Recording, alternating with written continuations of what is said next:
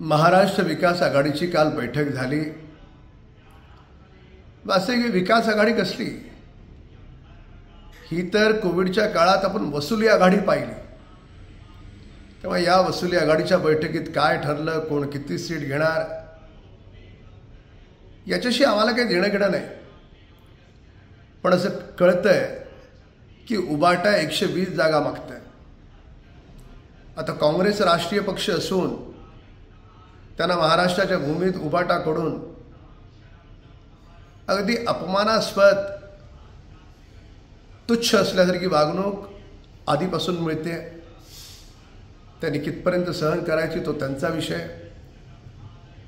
पण लोकसभेच्या निवडणुकीत लोकांना खोटं सांगून भ्रमित करून की संविधान बदलणार असं सांगून पाकिस्तानचे झेंडे नाचवत हे निवडून आले।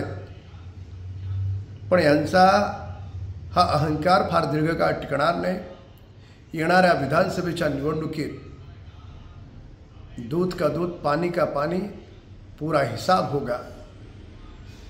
महायुती पूर्ण ताकदीनं पुन्हा एकदा निवडून येईल। एबीपी माझा, उघडा डोळे बघा नीट।